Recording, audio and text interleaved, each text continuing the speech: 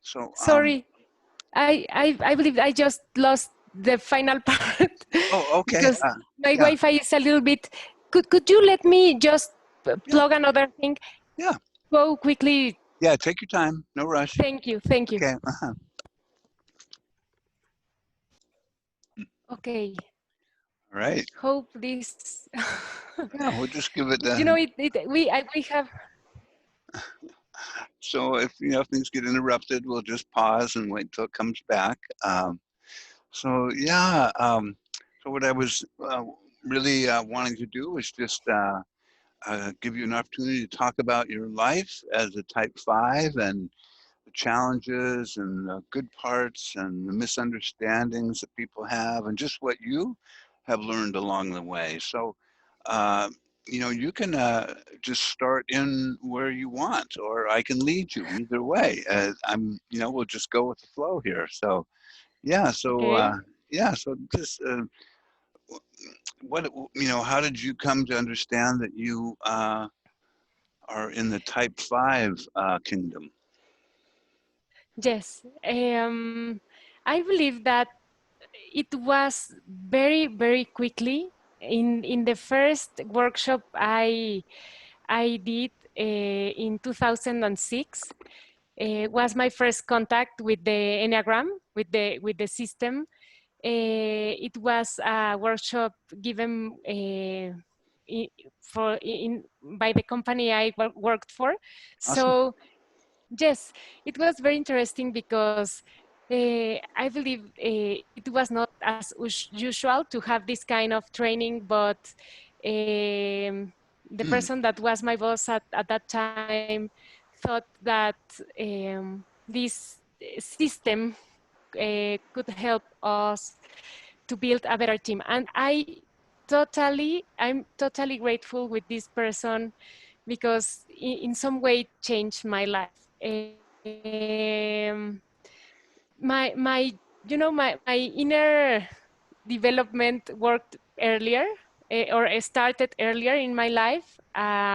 Maybe when I was a teenager, I have been always very curious about the existence and always trying to understand a lot of things. I had a serious depression process when I was a teenager. When I was 13, in that year, when I was 12 and then 13, I had major losses in my life. Hmm. I lost my best friend.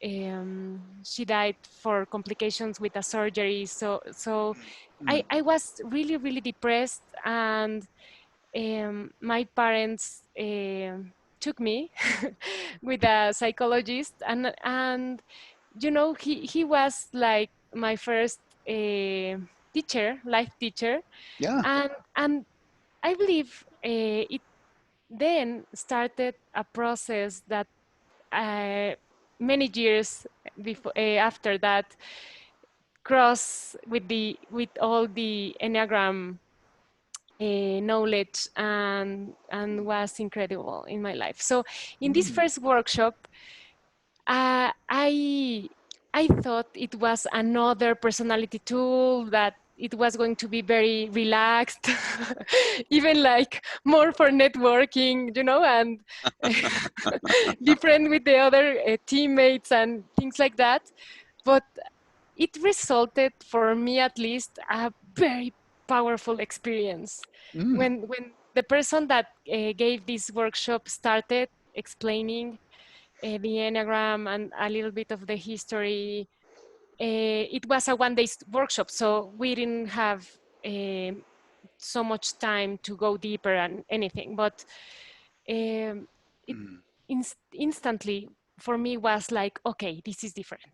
This is not going to be like something shallow and just laughs, right? Like, ah, you are yellow and you're green and whatever. It's just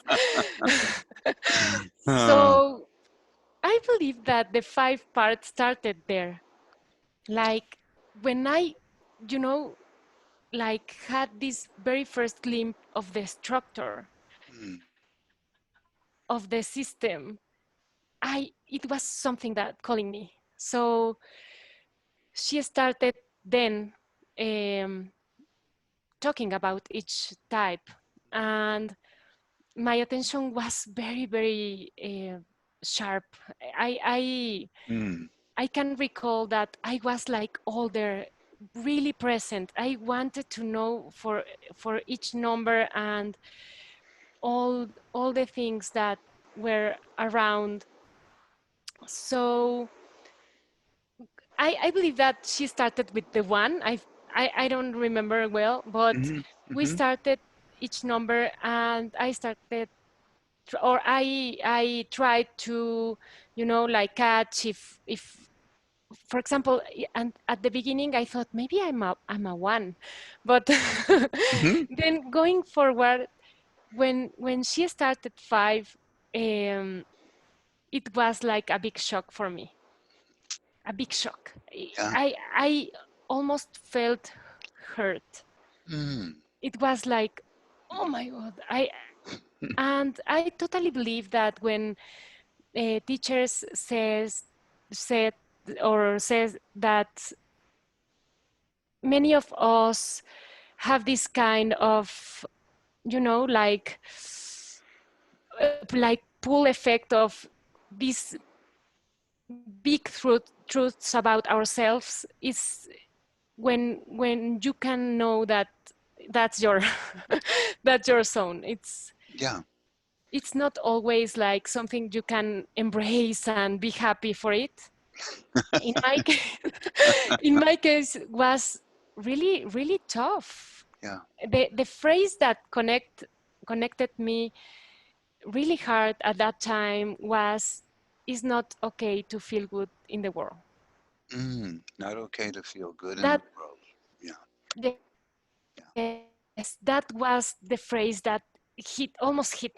Because yeah, many times I had that exact thought, that interesting. there was something bad Hmm.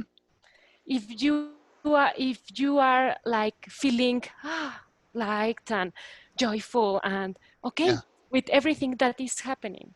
yeah, yeah, So it was for me so interesting to listen that phrase, and the way it just um, when you have an insight, right, when you have mm, something in front of you that is true. yeah, yeah. So then all the characteristics and everything, and I said, oh my God, here it is. I believe that I can identify myself with type 5. So then Mm, the other numbers, and obviously, uh, I believe that many of us, or all of us in that team, in that group, were there not because we wanted to, because it was like a workshop from the work, hmm, but it catches a lot my attention. So I started seeking and learning individually. So the first book I bought was the Wisdom of the Enneagram, and I just ate that book like in a week or something, yeah. and the journey started. And I can say that um, in fact, when I decided to start learning in a more formal way, when I started the process in the institute, and you were one of my first teachers, and Hmm. new questions emerged. For example, by that time, I had like almost 10 years studying Mm, and thinking more information and mm, understanding the triads, and even working with my teams at in the job. helping people in a coaching level, like for working reasons, Mm, and building teams with the triad knowledge, with very, very good results mm, in, in general, like just to portray the idea that the other person is not filtering reality in the way I am filtering it. yeah. It's a big step, right? Yeah, it's very big. Yeah. Uh, at some point, obviously, and after studying in a more formal way, uh, sorry, my It's dog. okay. Not a problem. No, Koji. We have a neighbor that has a dog, and they are always fighting. So sorry for that. Maybe it's going to take a little bit to get him To quiet. call. Okay. So the thing is that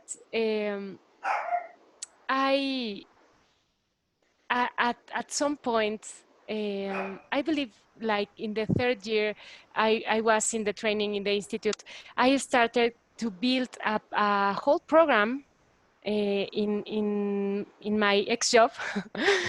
Mhm. Because I do insights. It's research, social research, Oh, yeah. with several quantitative and qualitative tools to embed information into the company and give visibility in many stages, like big data and analytics and mathematic modeling with all our databases. That is very complex, and for me it's funny, but for many people it's not. But in the other side, I could, and this function in a company has Hmm. a responsibility of giving foresight and a very good sense of what's happening with the culture and social phenomenons, and obviously in more specific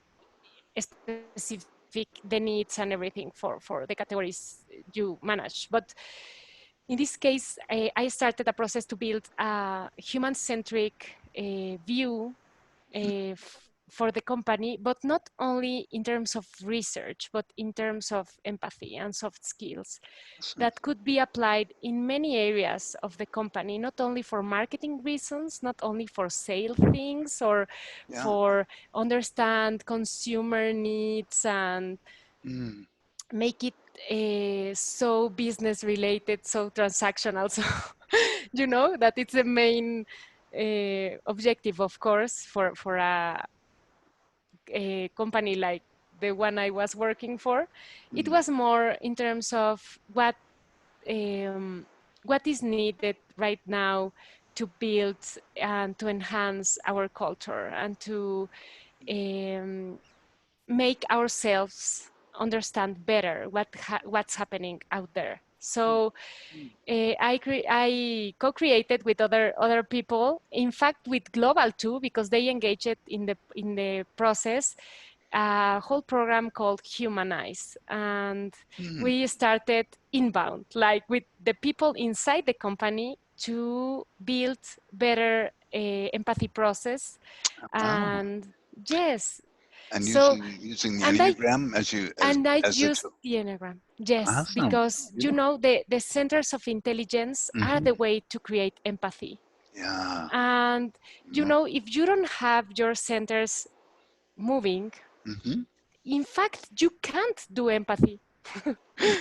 So Yeah. obviously, I can tell that to the excom or the board, because many of us, we don't have like the full movement or our center of intelligence Hmm. balanced and dynamic, but just the intention to try to do empathy is a very good step. Huge. uh, Yeah. Huge. Yeah. Yes. Beautiful. So when I was in the institute and in this first training I took with you, I started because you have to, I have to say that here in Mexico, Enneagram is not like a big thing. I believe that now we have more uh, like groups, very well Yeah, identified, and there's a lot to do. Sorry for the sound. not a I believe problem. it's the gardener outside, but It's okay. sorry. Oh, it's not coming through. You're doing great. Oh, perfect. Your sound's very clear. Perfect. So, in this case, I was with all this knowledge in my head and, in my heart, and Mm, wanted to make a lot of things, but um, I I didn't have a lot time or many time to start doing a spread here in Mexico because I was working for a very demanding job, and in the other side. Enneagram is not a system that you just go to a one-day workshop and that's it. mhm, Even I believe that the deepness and the meaningful purpose of this system relies in in a reality that is not like the fifth sense reality. So it's almost a teacher. The system i- per se is a teacher, is a guru. So yeah. in the same way, when you are catch from this teacher, Hmm. it's very very uh, usual that you start a journey. Trying to learn more, Mm, involving a lot, and giving time to understand yourself and others and things like that. But if you don't have the level of awareness, of you are not in the track, or it just crosses your life and goes that's right. right. So That's right. yes, Yeah. so at that point in Mexico, I was like alone Mhm. with this. Here So you were, only all this beautiful wisdom, and you can't give it yes, away. and really wanting to go further. And for example, many people at in my work and in my family, friends that were really, like touched by Yeah. the Enneagram, and I have been following, like a conversation, a long conversation with them, uh, because they really want to go into it, but I couldn't give more time. But when I was in the institute, and every time I was in these trainings, I almost felt home. Yeah. I almost felt like, okay, there's a lot of people talking about the Yeah. same thing here. So Yeah. Yeah. it was See. for me like expansion, like Yeah. Yeah. Just welcome I, home. I welcome Welcome home. home, Yeah. exactly. So relaxed, so contained, Yeah. Very. and another questions emerged there. So in this first training, one of the big questions from other people were, okay, you say you are a 5, but you don't seem to be a 5. And in the Enneagram world, this has been a very common, Yeah. Tell me about that, you because know, yeah. Yeah. I heard. reflection with other people. So Yeah. Yeah. So what did it they was think you were? What did they tell you? What exactly, did they say? yes, Oh, you must be a 3, or you must be a. or a four, Oh, more, okay. more like More a a 4. 4, maybe a 3, but Yeah. in most cases more Hmm. a 4, because um, I give the idea of being very emotional, and at some points I like to be a little bit sophisticated and Hmm. colorful, and Uh-huh. so Beautiful. like fives don't do that. Like if being a 5 could mean only being very closed and Hmm. isolated and not social driven, and so Yeah. it's interesting because the that was the first time that someone could tell me, because obviously in the same level of information, that you don't resemble a 5. So Oh, in interesting. Mexico, everybody was learning from me, so Yeah. never no one could tell Yeah. me that. So it Oh, was like, well, okay, that's interesting. So in that first training that week, I believe I have a talk with you Hmm. about this. Dynamic. Um, Yeah. yes, like why everybody's saying me I don't look like a five, and you tell me about Beatrice Chestnut book, Which? the complete Enneagram, the Mhm. complete Enneagram, Beatrice Yes. Chestnut, Uh-huh. and I bought the book right there in the facility we were Oh. at San Francisco, Uh-huh. and start eating the book again. So I haven't read that book at that time, and I Yeah. believe it's awesome. It's awesome Mm. to Beautiful. understand, like how the instincts work and Hmm. the flavors and the Mm. lookalikes and Yeah. everything that Yeah. comes with Yeah. that. Yeah. So, and another journey started. So the first thing that I understood was um, the the the instinct thing, and how these Hmm. energies Hmm. gave types a different flavor or a different Yeah. drive, a different drive, Yeah. right? Yeah. And in my case, and I took that feedback, others' feedback, very seriously. Like, Hmm. what if I'm just doing, um, like cheating on myself? Maybe I'm a four, but I want to be a five or something like that.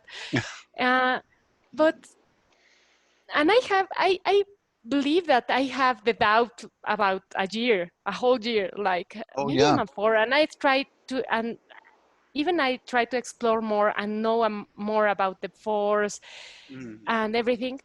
But I believe that the instinct part was very helpful, because when I understood like the difference in fives regarding the instinct, the Hmm. main instinct, is very, very clear for me, at least, Yeah. that we are very different.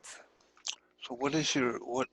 Tell me what your instinctual stack is. Yes, Yeah. my instinct stack is sexual, social, and I almost have not all So that self-preserve.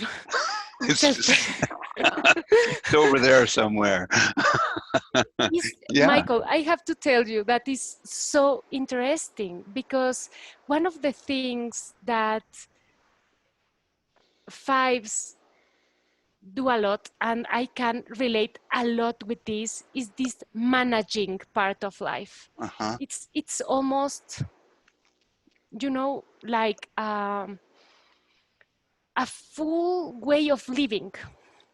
I don't know how to say it in a more detailed way. It's like Okay. everything has to do with time, resources, money, Organization. organization, but not in the way a one could do it, like, have discipline, and because we are not disciplined in that way. It's more Uh-huh. like we understand very well minimums and maximums.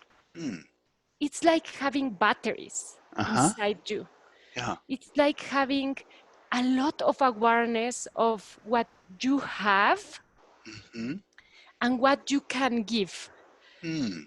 Okay. And there's a lot of fear of losing balance, or Uh-huh. mm, losing control of this having idea. So Hmm. two things I understood, that I really identify with fives and not as much with fours, because I have something Hmm. of the four too. I have a very, very strong four wing. Uh-huh. I write poetry. Oh, beautiful. You can see I'm always doing this kind Yeah. of, I'm very colorful. Yeah. I have a very artistic streak, or how to Hmm. say, like Yeah. Street. Yeah. Patterns. impulse Yeah. to, I love music, Mm. and at some points I could be very emotional too. Yeah. But the thing is, two things that for me are like, things that are almost painful. And that's the thing, because being artistic, being cheerful, being emotional even is not painful for me. For a four could be very painful. Mm-hmm. It's not for me. Mm. The first one is all around rejection. Okay, tell me about that. And I believe that was one of the, yes, when I learned about fives have rejection, rejection, and Mhm. fours have frustration, frustration. So Yeah, we yeah. are very similar in some ways because fours can tell you that, and you are a four, so Uh-huh, yeah. you know that this kind of um, shy part of the four that fours don't want to be seen, Hmm. like be exposed Yeah, or being in, it's true for yeah, both. yeah, it Fives is. are, we feel the same, but for different reasons. So in my case, rejection was something so painful to, like even to go there, to explore more, to, Hmm. and it's very related with my childhood, obviously, Hmm. and not because, not in a literal way. I was not rejected by my parents or by my family or in a literal way. It was the way I could see life from as a girl, as a little girl, and how the context was always telling me it's not okay. It's not okay um, to be that way. It's too much. It's too much. Hmm. So, for example, in therapy, I um, understood that when I was a little girl, I had this archetype of the magical Hmm. child, right? Hmm. Hmm. So I know, and I could sign something with my blood, or that I could see, you know, entities Uh-huh, and like spirits yes, and fairies uh-huh. and Oh, huh. things like that. And I was Beautiful. always recreating these worlds in my mind and Hmm. conversation. And I had these friends that are invisible friends. And Yeah. um, in fact, uh, I believe the Wi-Fi again. Can you I can you can you see hear me? me? Yeah, I can hear you okay. How am I coming in on your end? Can you see me? Yes, Okay. Yeah, yes. you're coming in nice and clear. So, Okay. yeah. So when I was a child, I had this like big fantasy world inside me. It was very important for me. And for example, I can recall many times when I could talk with adults, with my parents, obviously, but with other adults. Hmm. And my parents were always like afraid, like maybe I could be, you know, taking as a lunatic person or something like that. Uh-huh. Uh-huh. And even I remember once that one time that my father told me like, no, no, no, Tali, here, please, here, not here. So I was very, like, oh, this is rude. Why not? It was so real for me. And I believe this is not um, it's very common that kids have this kind of imagination maybe, or this kind of experiences. But in in my experience, I took this all this world like something that could not be acceptable. Hmm.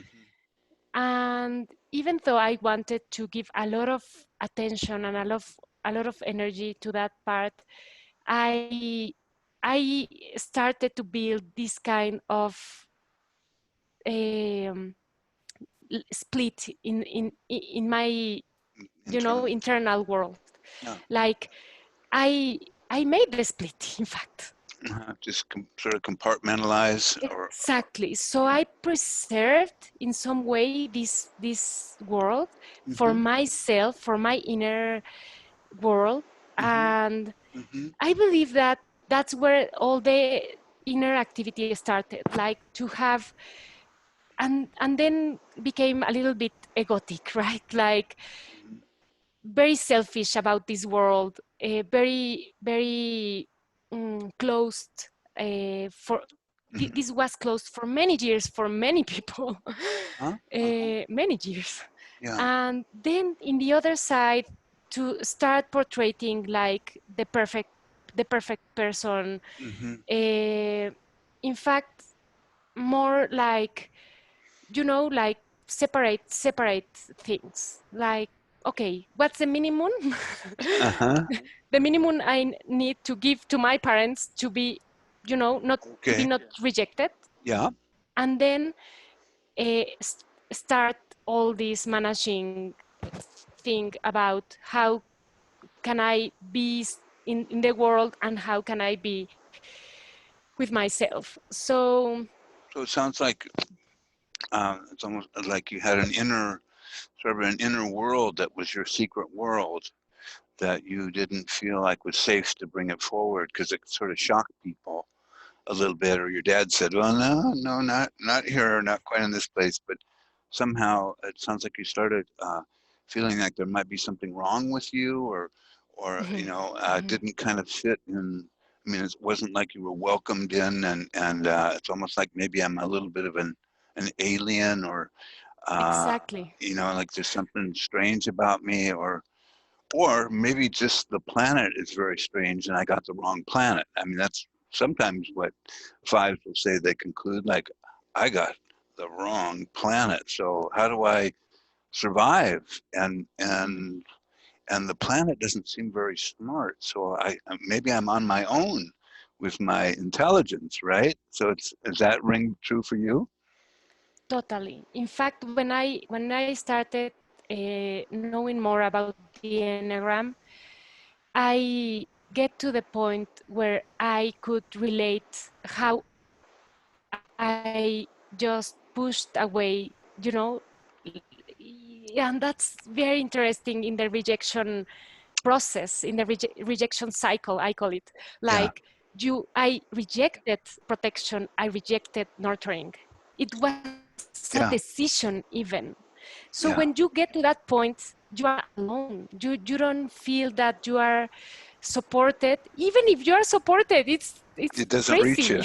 It does. because I was a Yeah. lot supported. Uh-huh. But you let this feeling build inside you that you need to start doing a lot of things. You have to build a lot of independence. You have to Yeah. create a safe place Yeah. for the things, and it's not for everything, are the things that you value the most. Yes. Yeah. And you So create sort of uh, your own secret world or your own safe place for the things mhm, you value. And exactly, like treasures, like things the world can't understand, yes, things that are not, you can talk of this with many people. yes, yes. So Yeah. in this case, I believe that I can even know, in which parts of my life Um, I started to open this. uh-huh. Because and that's the really beauty of the Enneagram. When you understand that, it's like, oh my Yeah. God, what are you doing? Yeah. Yeah. Yeah. It's Well, you not. realize that you're not alone, and there's 1 in 9 people on the planet have this sort of predicament. It's like a predicament, like uh, I feel like some things I really value are not safe in the world, so I feel rejected. So I reject you too, so I don't have to feel it. Like Exact. I don't have now.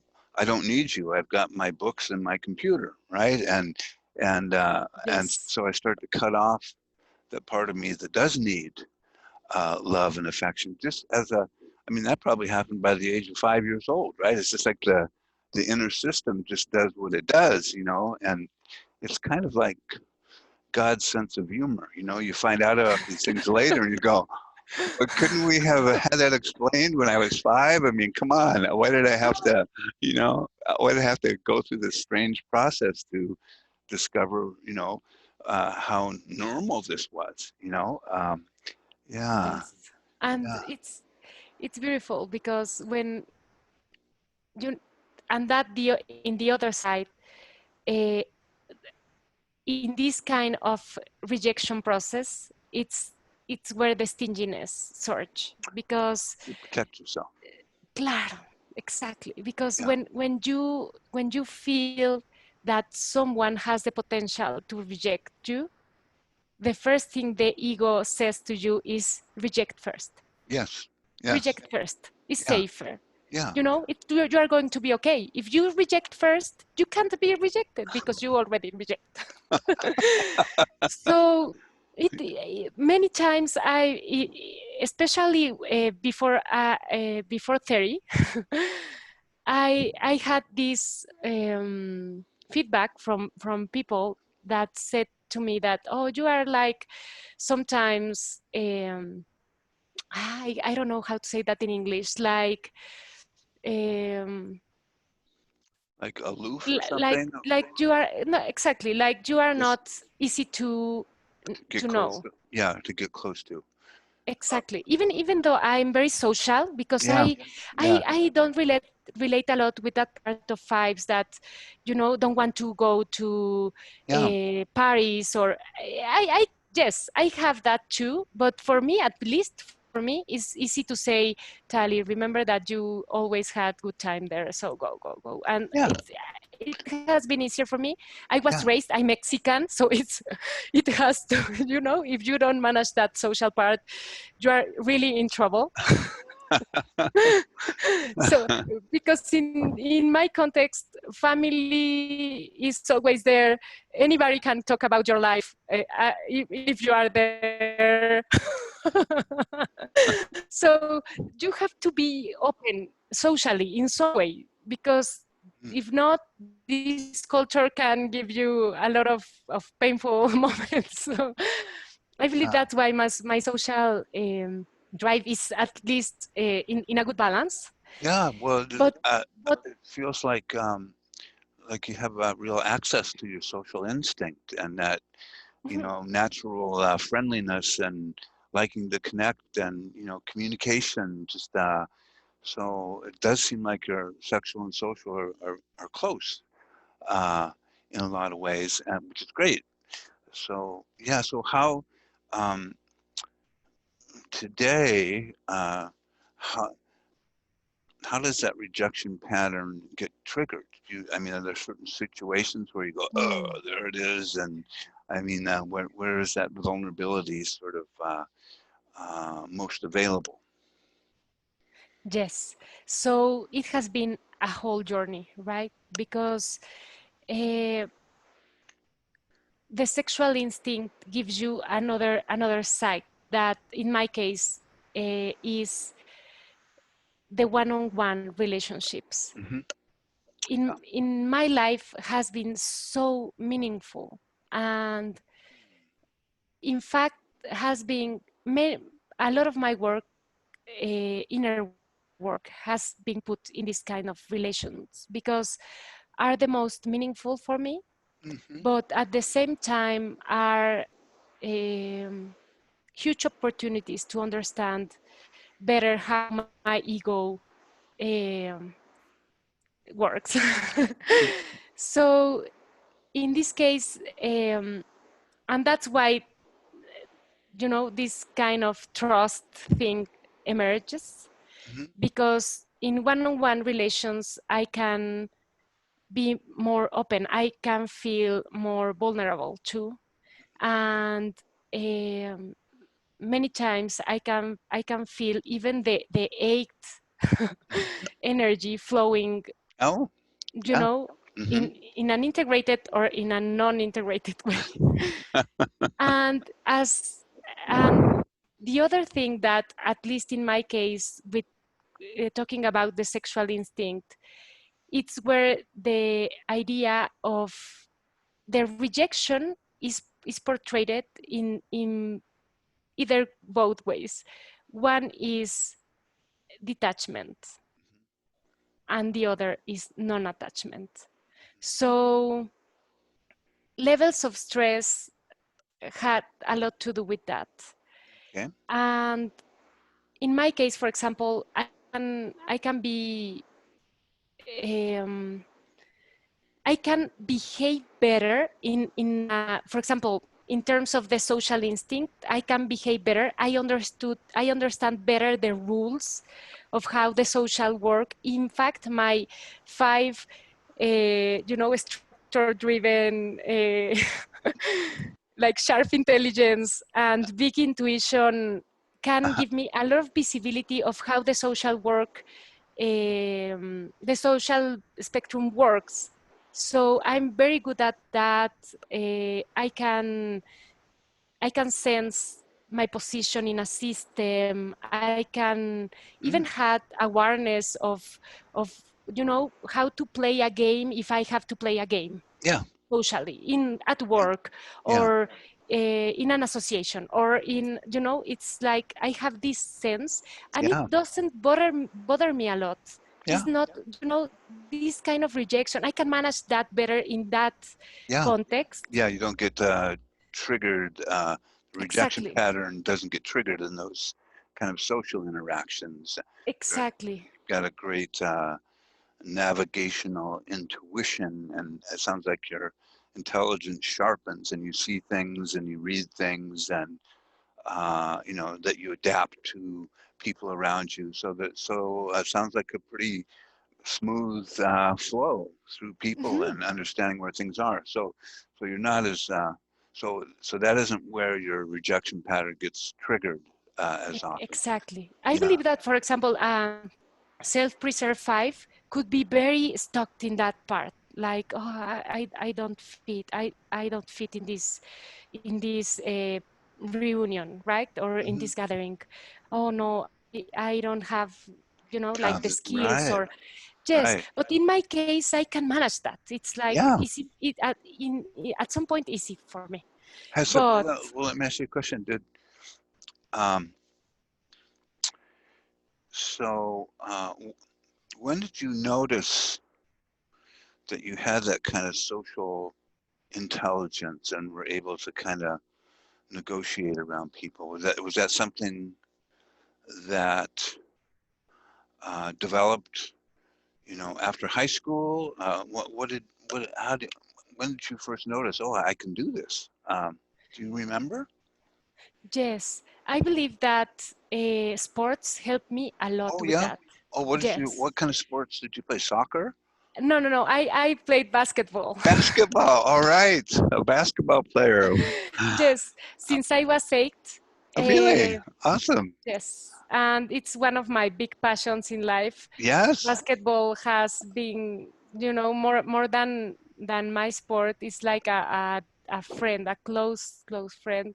Yeah. Uh, I I believe that many of my meditation practice when I was a kid and a teenager, I understood that from basketball. When I play, the world stops. Yes. I Yes. even when I do practice meditation, I do a lot of practice these days, Uh-huh. but it's not as useful Yeah. as when I play basketball because my mind is very active, Oh, hyperactive, yes. obviously. Yeah. Yeah. So m- most of my meditation practice is just Yeah. getting rid of thoughts. So I could not reach the part when your mind is in silence and you are already connected. Sometimes happen, but Yeah. the Well, main part of my practice is just okay, thanks, thanks, yeah. thanks. Thank you very Carry much. on. Thank you Carry very much. on. Well, that's Exactly. interesting. That's could be considered sort of unusual for a five to be a basketball player in the basketball. But I have another good friend who's a baseball. He was a baseball player, a catcher, Mhm. and loved sports. So there's kind of a myth that fives don't get into sports, but it sounds like you loved being in your body and Mhm. playing and passing and the whole competition and teamwork and Yes. all of that. can I tell you something? And Yes. that's very important. I have an eight as a father and a one as a mother. So Oh. a lot of instinct, Mm-hmm. in Yeah. my house, Yeah. in Yeah. my home, when I was raised. So my father is a sports fanatic. Ah. Yeah. And for him, it was so important that my siblings and I could practice a sport and be engaged with it. And obviously, he, as an eight, is a big leader, and he has been always a big Ah. Awesome. family leader, not only Beautiful. for us, but for the extended family. He is Yeah. like Yeah. always like the rock, right? The Yeah. support for everybody. And Beautiful. he enjoyed so much to watch us playing, and he Oh. was always in our games. Yeah. And that was at some point the way I could relate with him Yeah. in Through through sports. sports and through Yeah. basketball. He Yeah. was my personal coach. He was Oh. always fighting with my actual coach. Like, my coach Oh. always told me, like, please tell your father not to be screaming all game, please, please. That's hilarious. And Oh God. I was like, okay, go and tell him yourself. Yeah. Good luck on that, right? Good luck on that. Yeah. So, How and awesome. in the other side, Michael, and I have to say this, it's like I grew up in a very healthy environment. Yeah. So my parents love each other deeply. Mm, We beautiful. were, we were raised with a lot of love. They took in their hands everything, so Mm, we could just develop ourselves. Even when I had all these messed up in my in when I was a teenager, and yeah. I was in this depression when I lost my friend, and I Mm, had a big problem, an accident in my arm, and I was like messed up, mm, and a lot of things. mm, They were always very, very careful with us, very respectful, so mm, very loving parents. So I beautiful. believe that when I was younger, I could connect a lot with my integration side. Yeah. So Yeah. one of the things that is very clear for fives, that you are relaxed, is that you enjoy moving your body. Yeah. You want to dance, you want to go hiking, you want to swim in the sea, like experiment, Yeah. things with your body. Even in the sexual spectrum, it's Yeah. very clear. It's Yeah. very clear Yeah. that you are relaxed, that you are integrated, that you are centered. Mm-hmm. You are grounded, you feel your body, you can even be a leader for others, Yeah. because Beautiful. we don't enjoy and believe me, we don't naturally enjoy teamwork. Mm-hmm. It's not like we don't feel it natural. Yeah. Yeah. You have to be in this state, in this energy level, in this Mm-hmm. conscious level to enjoy it. Yeah. It's like a permission. Mm-hmm. It's very interesting how it works. Yeah. um, Well, so I was going to ask you about that because sometimes fives will, say that my body is sort of a distant planet that I have to carry around with me, right?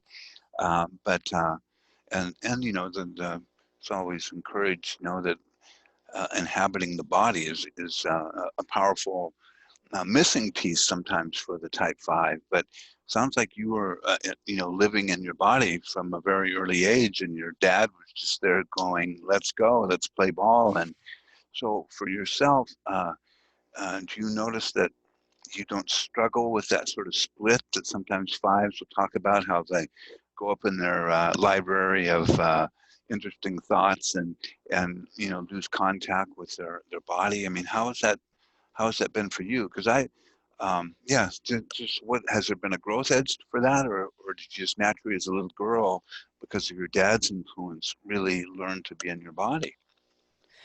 it's very clear when when you are relaxed, your body appears. Hmm. It's for me, it's as Yeah, easy as that. yeah, even in illness, when Yeah. you are not centered, when you are stressed, it's so easy to detach. And I was going to talk about that. Okay. It's it's very interesting how it happens. Mm, As our bodies, mm, detachment, it's a very egotic part of the five. We we can get to a point even to say that we can get rid of almost anything. It's so painful, Michael. mm. Tell So me, painful. tell me. So for the what is For it? example, Mm, if you have a relationship, or yes. in your relationship with your significant other, right? Yeah. Yeah. If you start feeling rejection, or if you start feeling that things are not going well, or Mm, the ego reaction is more like, get rid of it, yeah. Don't need it. just throw it, Yeah. you don't need this, Yeah. why to bother, Yeah. it's a lot of energy, Yeah. you are going to be rejected, you are going to be hurt, you are going to be, why do you need that in your life? Yeah. So I Cut out. can remember several times that I just did this movement, not only with boyfriends, but with many people, in fact, like, Mm-hmm. okay, I don't have to be part of this group of, or um, I don't know. For example, I had a huge fight with one of my cousins as an adult, right? I was married at that time, Mm-hmm. and I really loved her. And at that point, I was very, like not centered, Mm-hmm. very stressed, and Mm-hmm. I just get rid of her, like, okay, I don't want Mm-hmm. you to be part of my life, even Mm-hmm. if she wasn't like damaging me a lot, or it's my cousin. And it took me like 8 years to get in contact again with her. And when I started to understand this difference about Mm-hmm.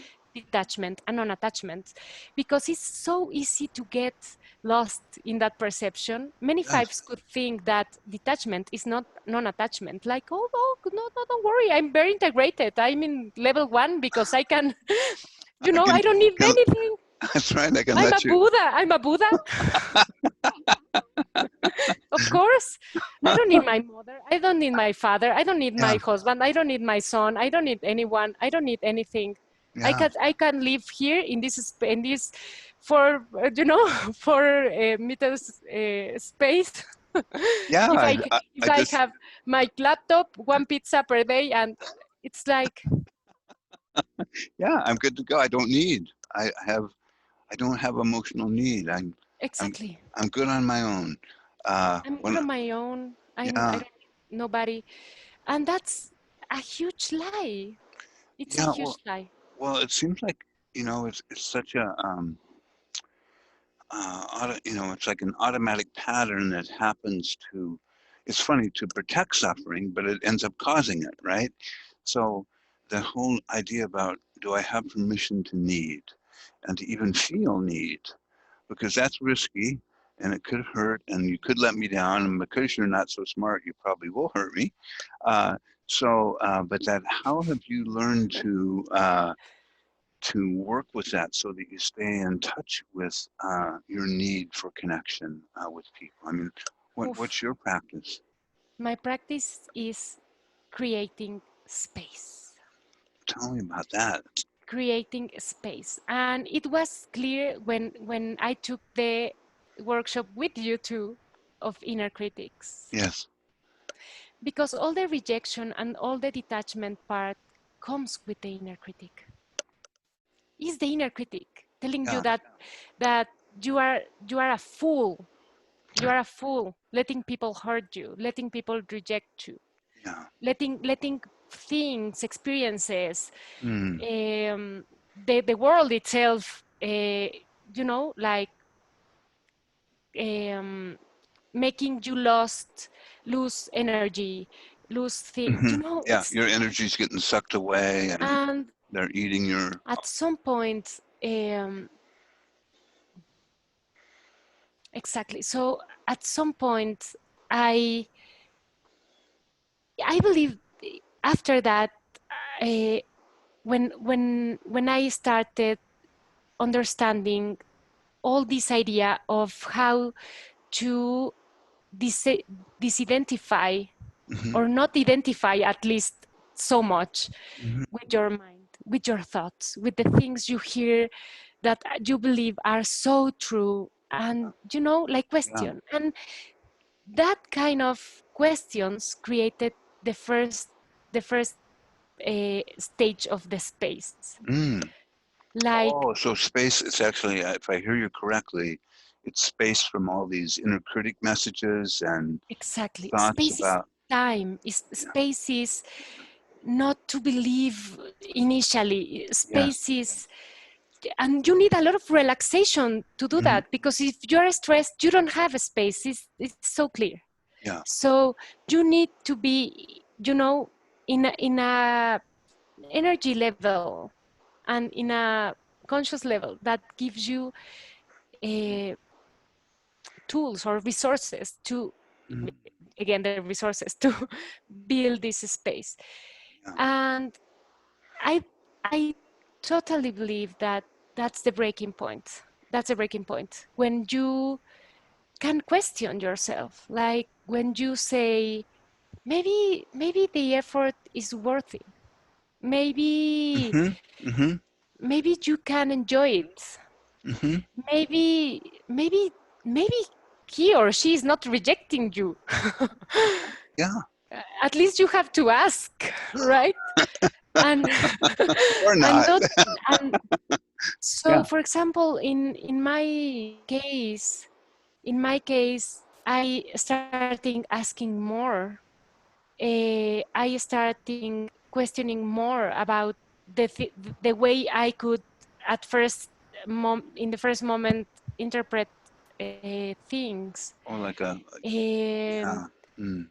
and in some cases, for example, from my motherhood or my mother role with my kid, that is very clear. It's very um, it's very intense, because, for example, from many things you can get rid of, but not of your son. It's, Yeah. you Yeah. can't do that. It's No. like, No. ego. I love parenthood because ego doesn't operate.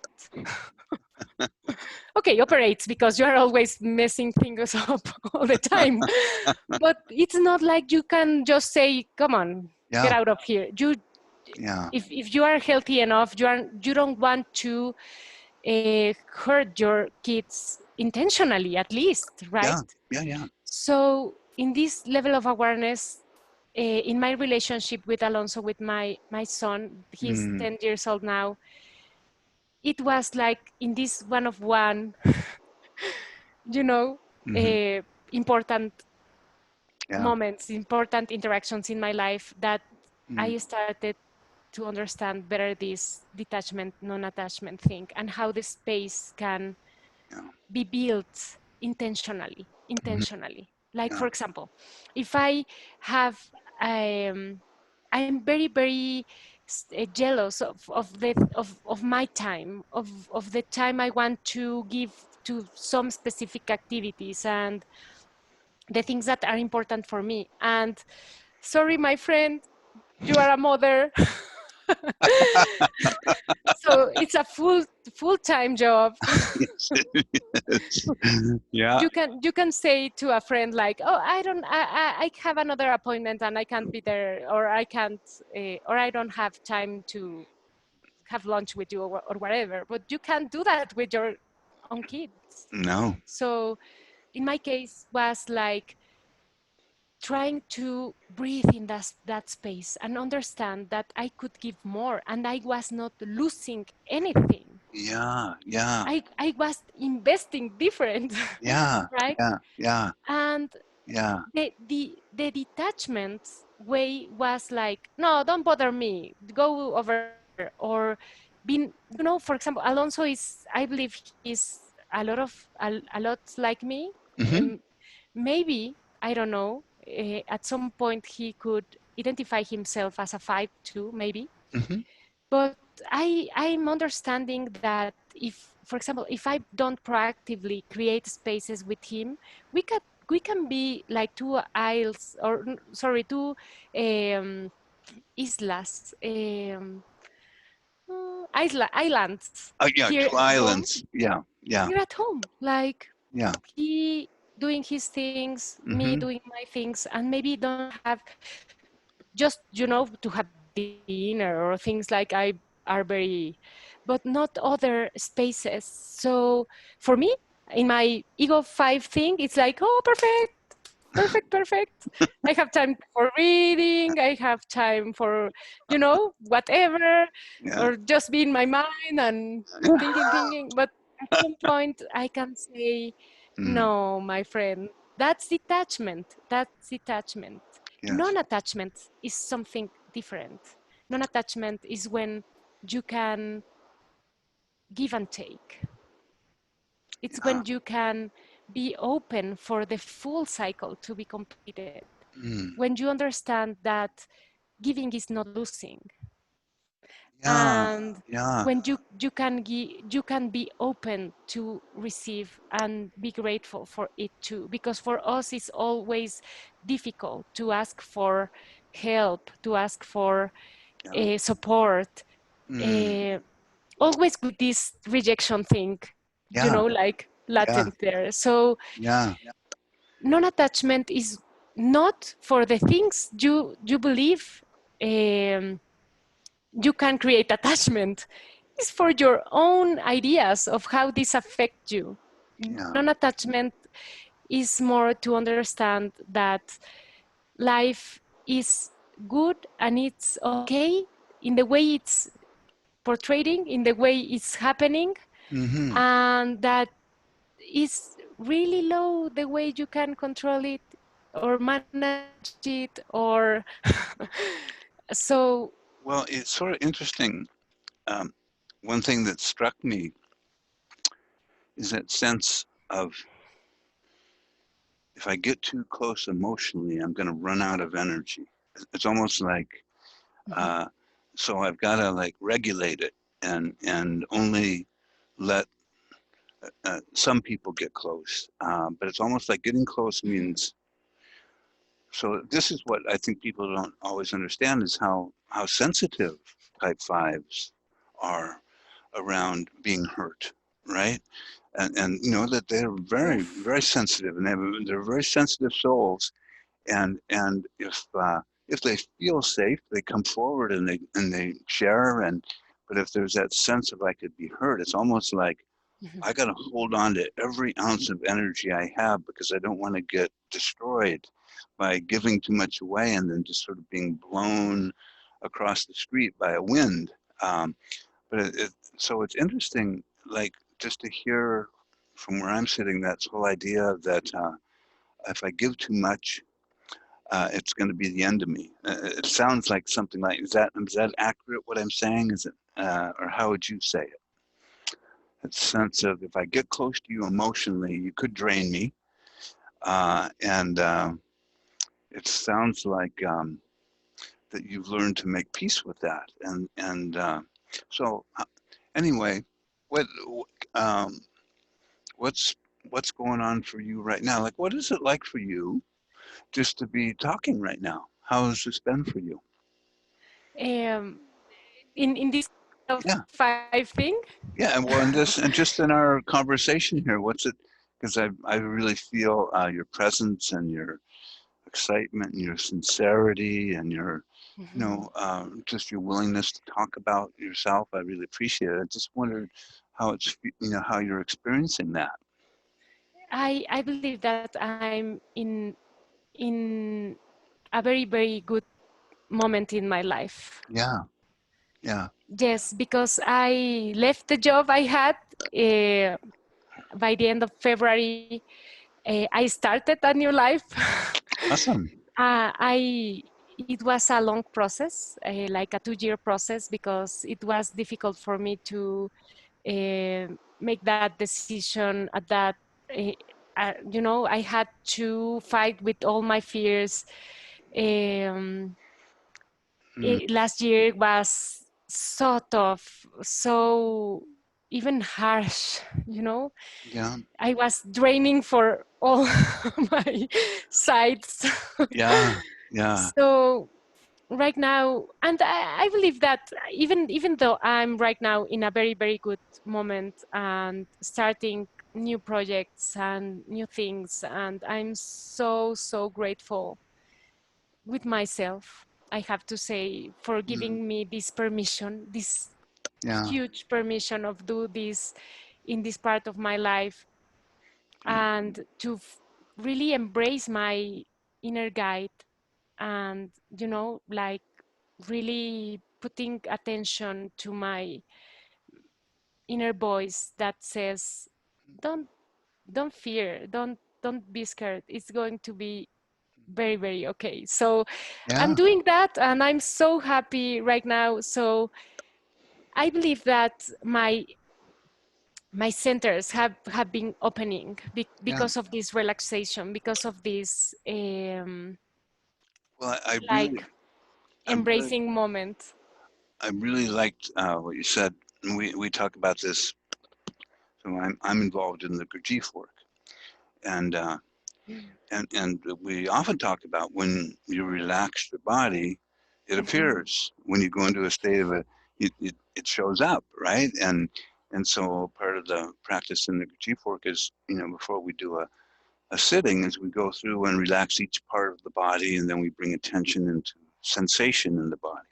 Because one of the mhm, conversations in the grief work is the more that you are able to bring sensation into your body, the more that the three centers line up and open up to the mhm, higher centers. So the sort of ground foundational practice is sensing the body and learning how to, by bringing my attention to my hands, I may notice that sensation starts to fill into my hands. Or when I bring mhm, attention into my legs, eventually sensation will start to fill into my legs, and that is a sort of a ground foundation for lining up the heart and the head, and then the higher emotional and intellectual centers. So, mhm. um, I just appreciated you noticing that. Like, you relax and the body appears. And we often say that when the body starts to feel a sensation, that it's waking up, it's becoming conscious. That's what the body does. The body said when it gets conscious, you sensations there and you feel energy. And so, Mhm. yeah, so I wondered if you had a part of your practice, mindfulness, anything that focuses on sensation and waking up sensation. Yes, I I I practice a lot of things, but um, when I was a teenager, I was with this psychologist. He's a very special person, Mm, and has been in my whole life a real beautiful soul and guide. mm, Uh, he was at that point very involved in the Toltec shamanic work here in Mexico. oh, yeah, yeah, So shamanic I was work. very interested. Mm, Yes, shamanic work from Toltecs. The yes. Toltecs are Mm, like the ancestors of Mayans. mm, So I was interested in that part of his life. yeah. So he gave me permission, and my parents too, to start doing some practices when Mm, I was very young, in fact. So I yeah. was in touch with that very grounded, very Mm, physical, very, beautiful. dense, in this case, like in terms of energy. Yeah. Oh, beautiful. With yes, with shamans and with teachers here in Mexico. So Mm, I believe that part of my mind was broken at that point, mm-hmm. because I saw things that I can tell you that are not part of this reality. Most of the shamans in Mexico are healing people. Are Yeah. Yeah. They dedicate their lives to heal others, Mm. So um, more than a practice per se, more than Yeah. doing rituals or Mm-hmm. meditations. Mm-hmm. In this early stage of my life, I was more like a staff for this person, Uh-huh. uh, trying to help with our energy. And obviously, we did rituals, more like dancing rituals, Oh. and Mm-hmm. in preparation of the healing moment, right? Yeah. So, for example, I can tell you that I saw once this shaman took the soul out of the person Mm. and putting in there later. And Mm. the way the person moved when when this happened, it was like, so when I was like 15 years old, for me was like, oh my God, how this can be, right? It was like, Uh, even my skepticism was very, very challenged yeah. in many Yeah. ways. So I started with that. Mm-hmm. Then I couldn't follow because, I was in high school and all my hormones were working, and I decided not to put attention in that kind of in that things. But Yeah. I kept reading things. For example, for me as a five, uh, Carlos Castaneda books. Like Yes. Carlos Costa I and read Don Juan. all his You read them books. all. Okay. Yeah. So for me was like a big journey, Yeah. Interesting. challenging my mind, challenging the Yeah. way I thought. And your mind is, even before I knew about the Enneagram, Mm. I already knew that my Yeah. mind was putting tricks on me. Well, that's a powerful stuff to read, and that A powerful stuff. yeah, Yes. and powerful medicine. Really, how interesting. Well, look, I need to stop, and I just so appreciate you giving me this time. And I would, if you're up for it, if you're up for it, I would love to do talk to you again.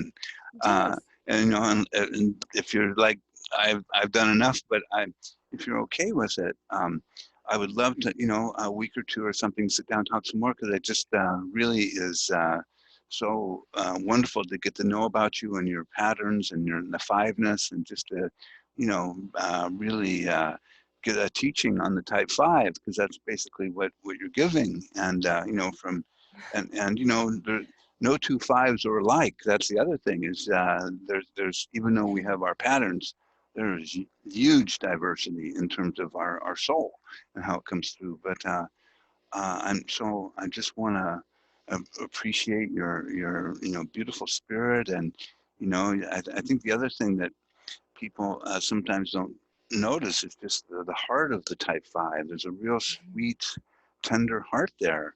That's I think of one guy, Eckhart Tolle, who he's like just like the sweetest man. He's just so kind. Totally. He could hang out in your garden and be the garden gnome and just sort of hang there and love the insects. I mean, he's just a beautiful being, and so I appreciate getting to just hear about your heart and soul, and just your really your sincerity is really beautiful, and your wish for helping people. So if you're okay with it, I'll try to hook up with you again, and then what I would love to do is to have people on my website have access to learning about the five from you, if that's okay with you. It's Uh, okay, Michael. yeah, and if you change your mind, you can always say, okay, the world's seen enough of me. But so No. yeah, so it would just be great. I think it's so beautiful to get to hear from you. So Thank yeah, you. Thank you. And maybe another time I can tell you about the heart, because I found yeah. that with the Sufis. I want to hear about that, because that's a Yes. thing that I noticed, and I'm getting shivers through my body here. Um, when I first met you, I could just feel that beautiful heart. It was just right there, and that kind of sweetness. Thank So you. yeah, I want to hear about that. So Okay. yeah, well, look, many blessings to you, and much love, and I'll be in touch. Of course, of course. Whenever you want, we can make space. Awesome. And it was so nice to see you too. You too. Okay. Many blessings. Bye now. Blessings. Bye.